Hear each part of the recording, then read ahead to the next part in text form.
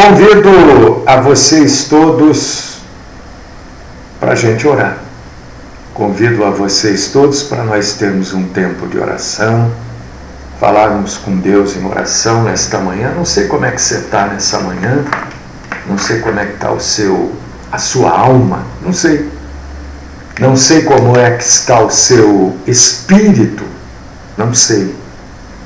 E também não sei como é que está o seu corpo. Mas eu convido você, independente, para nós termos um tempo de oração. Esteja você bem ou não, vamos orar, vamos falar com Deus, vamos nos aproximar mais e mais de Deus e vamos aquietar os nossos corações na presença do Deus eterno, santo e poderoso. Querido Deus, amado Pai, santo, maravilhoso e poderoso Senhor, nós nos colocamos na Tua presença, nos colocamos aos Teus pés, como diz a Tua palavra, os Teus primeiros servos diziam: estamos ao estrado dos Seus pés, abaixo dos Seus pés, porque o estrado ainda é pisado. É nessa posição, Senhor, que nós nos colocamos para falar contigo, para te engrandecer, para exaltar o Senhor, glorificar, bendizer o Senhor, independente da maneira como nós nos encontramos.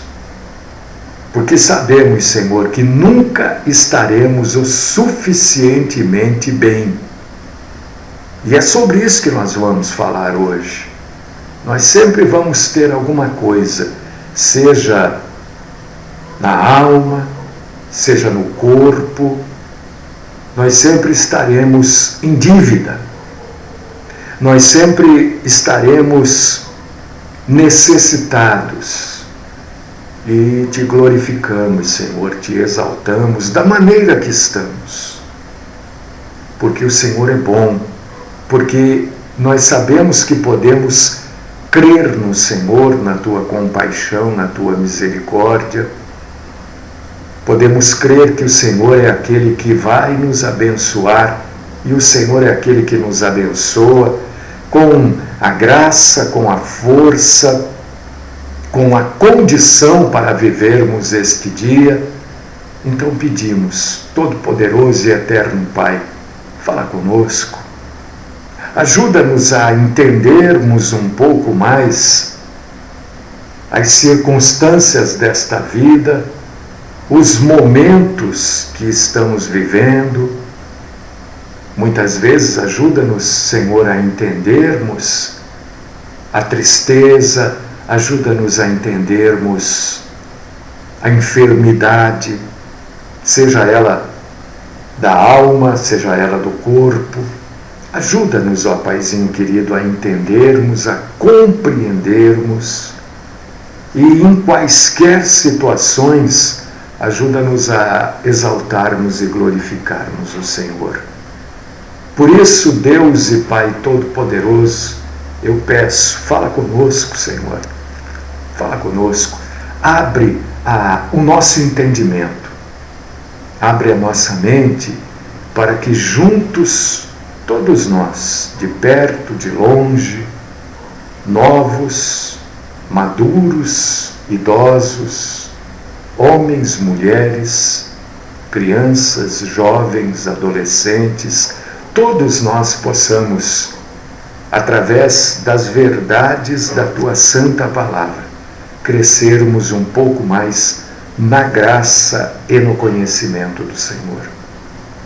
Esta, Senhor, é a minha oração nesta manhã, de honra, de louvor, de bendizer o Senhor.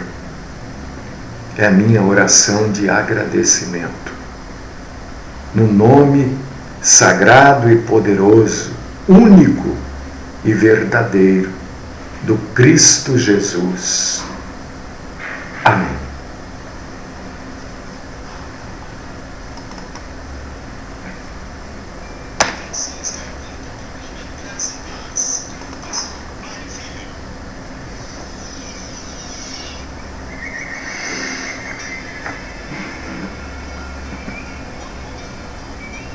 Amados irmãos, queridíssimas irmãs e irmãos, queridíssimos cristãos, queridíssimos simpatizantes da verdade,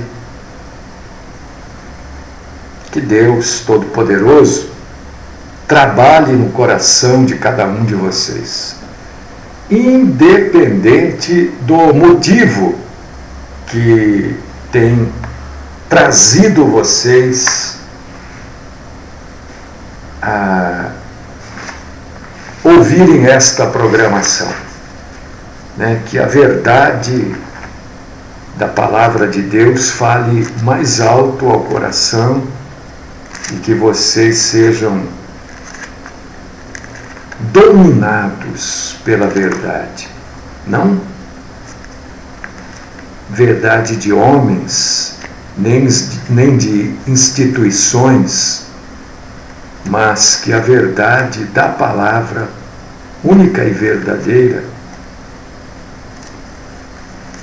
que esta verdade transforme o coração de cada um de vocês e que vocês sobejem na graça e no conhecimento do Senhor a partir desta verdade. Vamos abrir a Bíblia.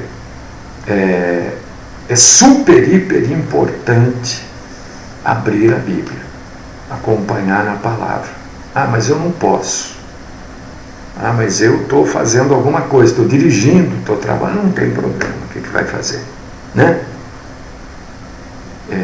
Eu vou ler a palavra e que esta palavra lida ajude você a crescer, ajude você a se fortalecer na fé, porque a Bíblia diz que a fé vem de ouvir e ouvir a palavra de Cristo.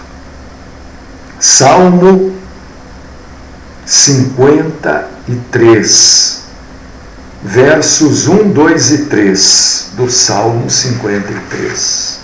Salmo 53, versos 1, 2 e 3. É um salmo, a minha Bíblia diz que é um salmo didático de Davi. Então isso quer dizer que é um salmo, irmã Soraya, para ensinar. É um salmo que ensina, né? Além de ser uma poesia, além de ser uma letra de uma música para cítara, para um determinado instrumento musical. Diz o insensato no seu coração: não há Deus. Corrompem-se e praticam iniquidade. Já não há quem faça o bem. Do céu olha Deus para os filhos dos homens, para ver se há quem entenda, se há quem busque a Deus.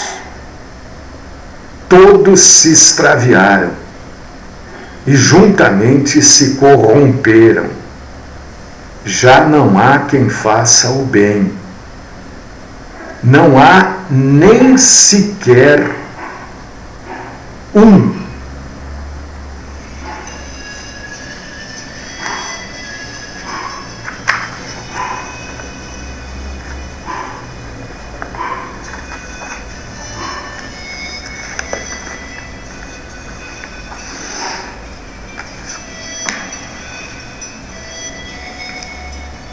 Irmãos e irmãs em Cristo Jesus,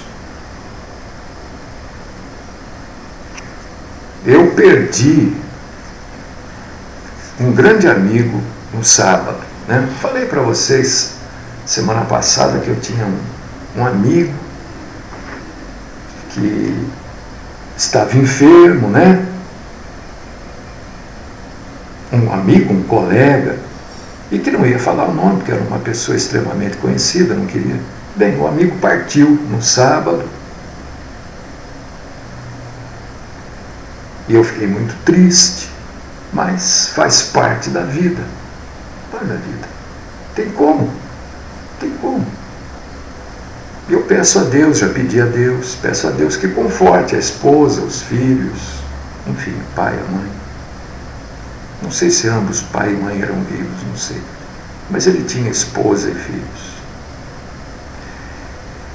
E curiosamente também, na sexta-feira a gente acabou um pouquinho abordando este assunto com alguns irmãos e irmãs em Cristo.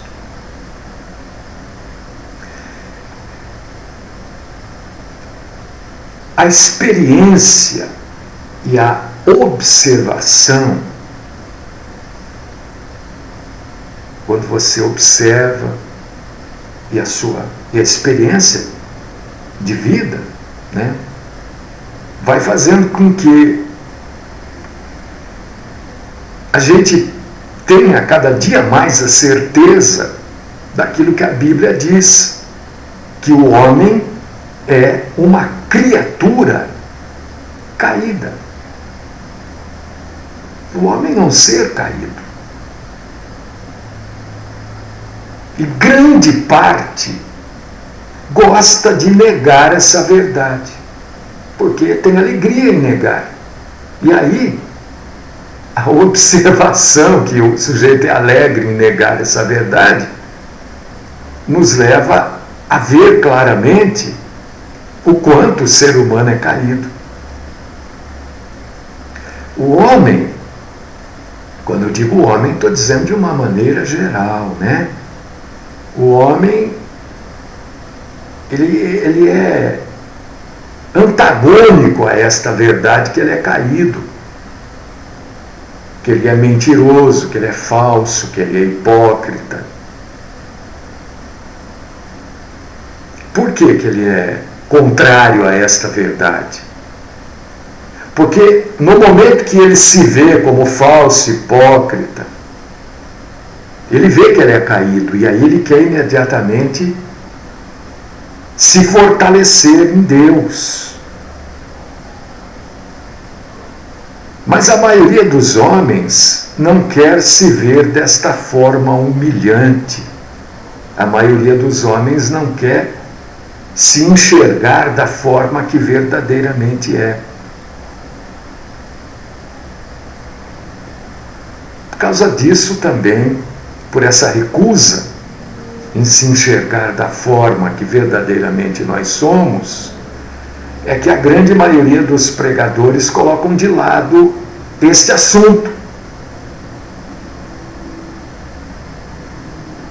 Isto não é uma coisa que é agradável de falar, claro que não, mas inúmeras passagens da Bíblia declaram este fato, que o homem é uma criatura que por opção, por escolha,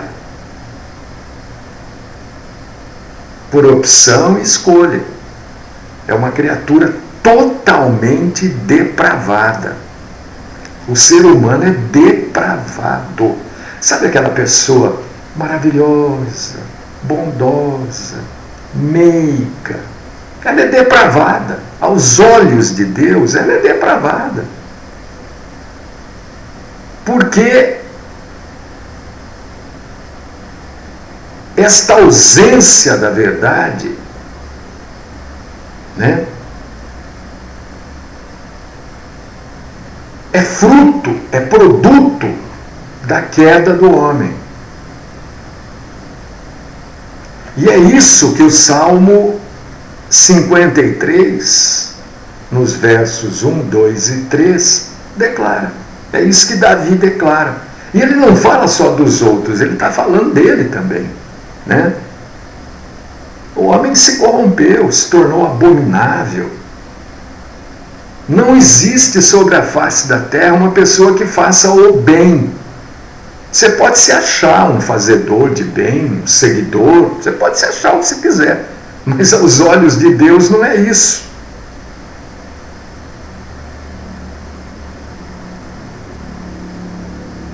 E esta passagem do Salmo 53, versos 1, 2 e 3, ela declara 6 vezes que não há nada de bom no homem.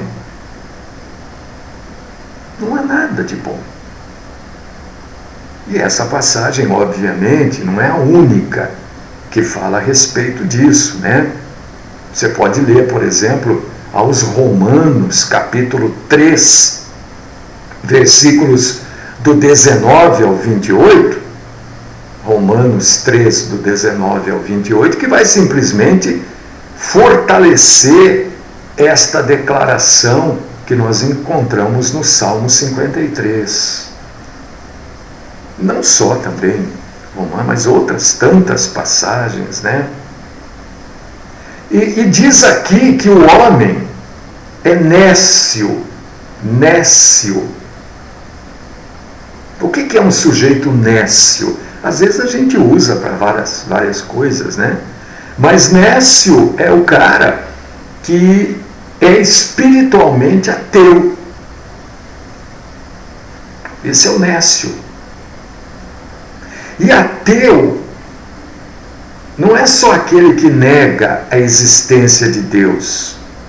Ateu é também aquele que deixa de honrar a Deus e aquele que deixa de se submeter a Deus e prestar a Deus a honra devida. Este também é ateu.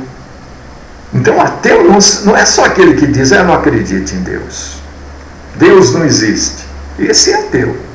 Mas aquele que não se submete a Deus também é ateu.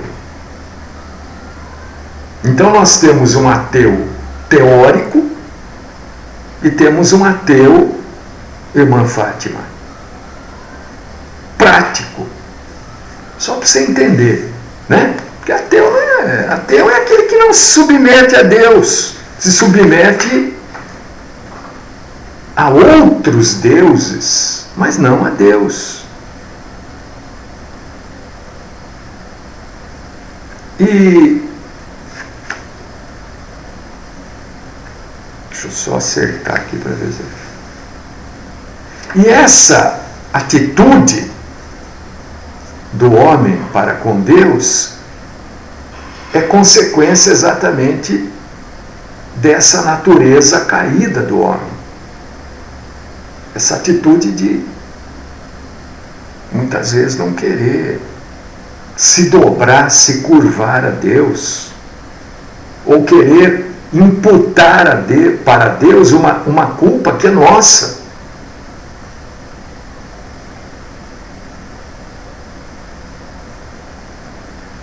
E nós lutamos todos os dias, ou devemos lutar todos os dias, para que essa natureza caída seja transformada numa nova natureza. Nova natureza, uma natureza que tem uma atitude de mudança. E aqui a gente começa, quando estuda este assunto, quando falamos deste assunto, quando conversamos sobre este assunto, a gente começa a entender algumas outras coisas.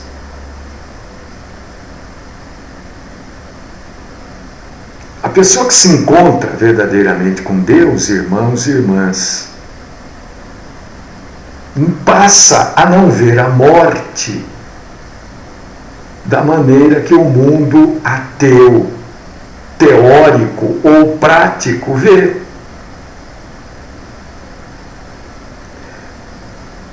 Por que o mundo tem medo da morte? Por que as pessoas, de uma maneira geral, têm medo da morte? Porque não sabe o que acontece depois da morte. Ontem um irmão me colocou a opinião dele, que ele acha que as pessoas morrem e ficam dormindo lá até o julgamento.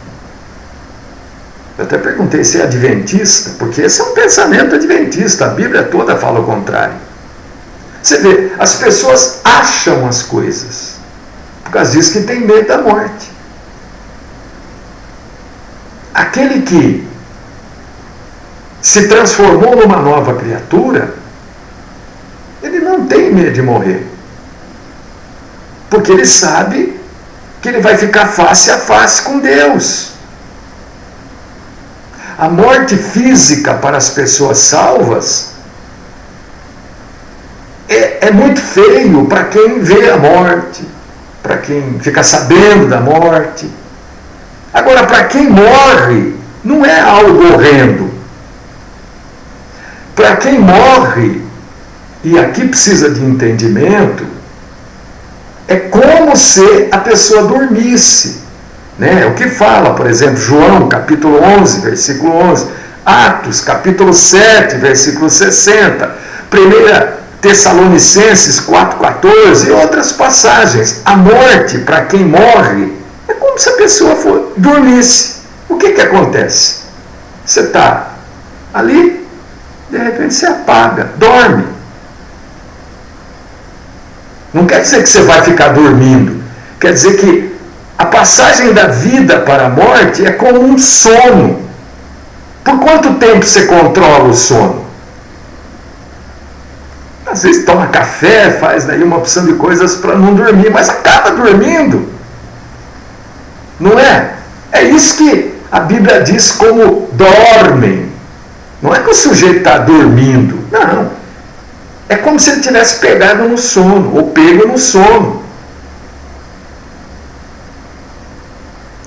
E olha que coisa interessante.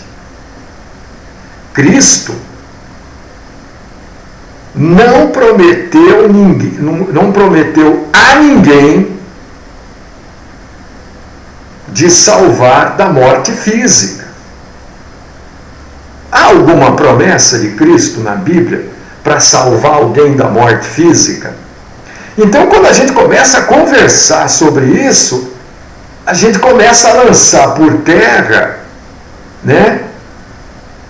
Tipo, Deus me livrou da morte. Mas não há promessa para livrar ninguém da morte. E Cristo falou: onde eu estou, quero que eles estejam também. Onde está Cristo?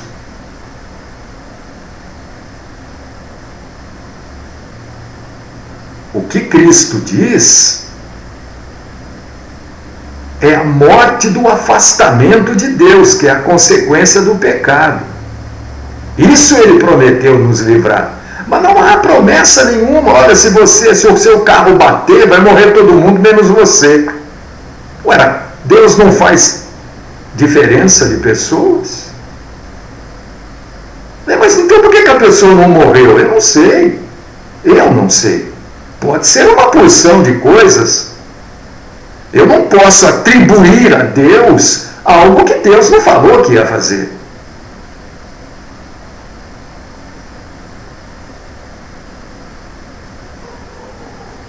Deus, através de Cristo, nos prometeu livrar todo cristão da ruína da queda, mas não livrar pessoas da morte física.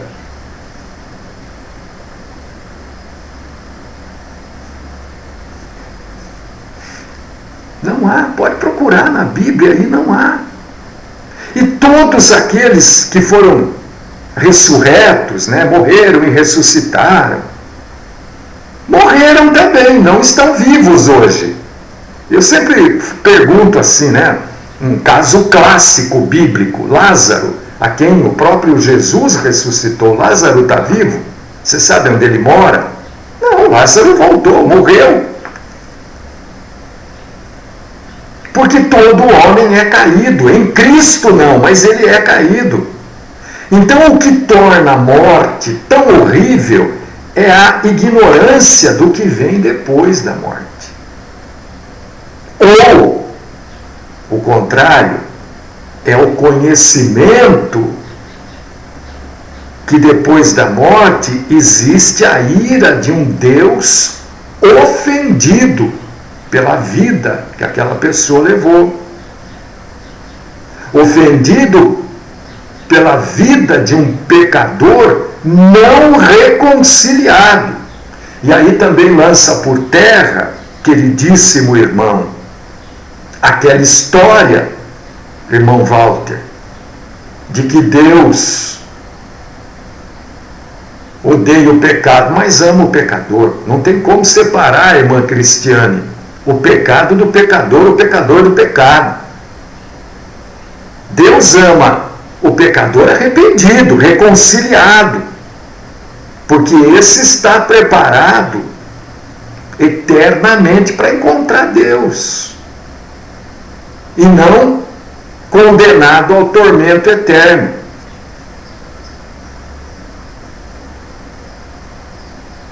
Deu para entender? O evento que termina a morte terrena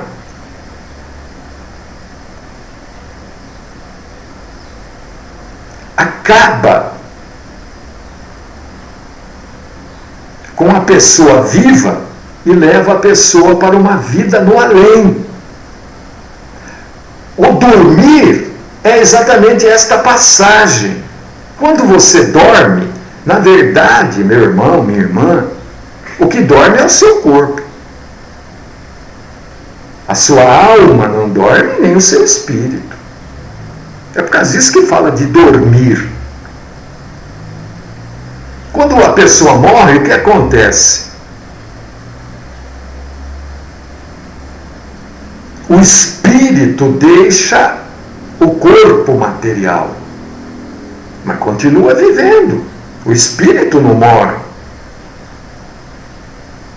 E quando o sujeito morre, o espírito deixa o corpo material, novas cenas da vida daquela pessoa vai entrar em ação, porque deixa as cenas da vida terrena para fazer parte, daí para frente, das cenas da vida espiritual.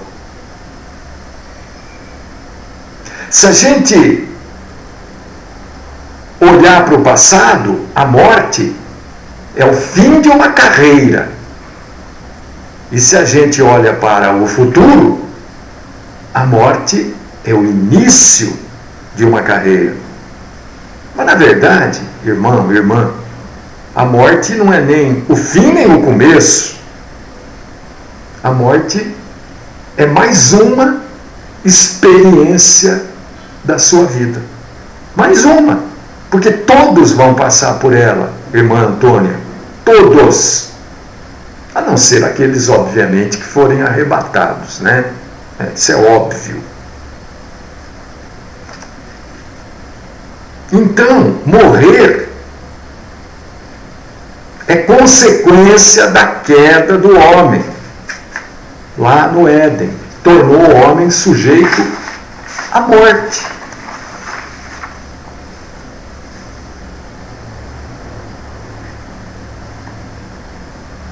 E as consequências da queda do homem são às vezes divididas nas consequências que sobrevieram imediatamente lá para Adão e Eva, e foi repassado para todos nós que somos descendentes de Adão e Eva. Está entendendo? Está compreendendo? O importante nesta primeira fala, o mais importante aqui, é que todos morrem. A única certeza do ser humano, certeza absoluta, é que ele vai morrer.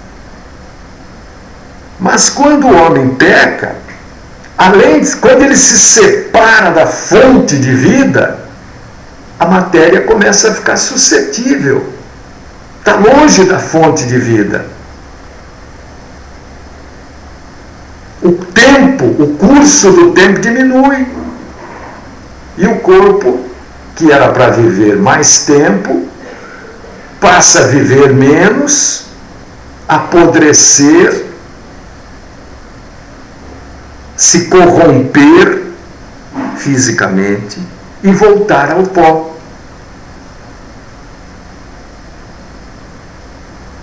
A morte eterna não é essa morte aí que a gente vai lá no enterro, vê a pessoa. Não é essa morte.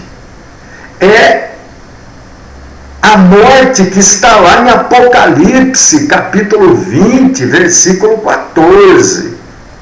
É a morte que Deus falou lá no Jardim do Éden, é ser lançado no fogo e ali sofrer para sempre. É esta morte que o Senhor está falando. É esta morte que Deus está anunciando ali. É óbvio que a morte física não é a principal parte desta lei ofendida de comer exatamente daquilo que não podia. Mas, ao desobedecer Deus, as pessoas também começaram a ter medo e angústia da morte física. Porque está gravado que a morte física vai levar o sujeito ou ser salvo, ele não tem medo. Agora, ser não salvo, já sabe que vai para o fogo. Ele pode até dizer que não acredita, que não sei o quê, que papapá. Isso é toda conversa, porque está gravado no ser humano. Ele sabe que a consequência disso é a ira de Deus. E é isso que Ezequiel, capítulo 18, versículos 4 e 20 diz: a alma que pecar, essa morrerá. É óbvio que não está falando da morte física. Não está falando da morte física, está falando da separação de Deus, que é o lago de fogo. Aí a morte que se menciona não é a falência do corpo, mas é uma ira que cai na alma do pecador.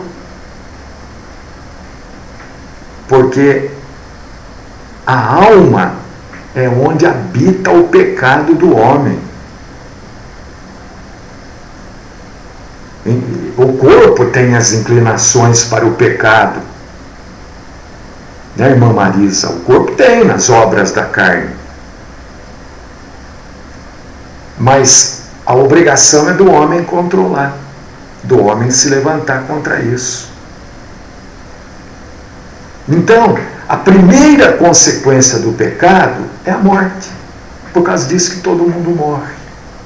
Por causa disso que Deus Todo-Poderoso não prometeu, através de Cristo, livrar ninguém da morte.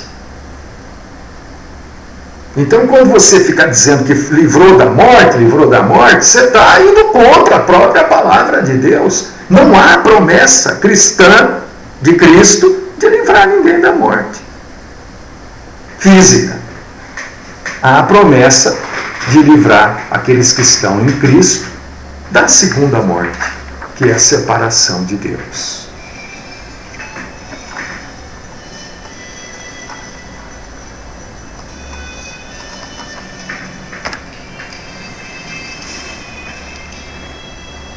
Amado Deus, querido Pai, nós te agradecemos, te glorificamos, te louvamos. Fica com a gente, Senhor. Ensina-nos um pouco mais nesse dia, livra-nos do mal, principalmente da mentira. Esta é minha oração, no nome do Cristo Jesus. Amém.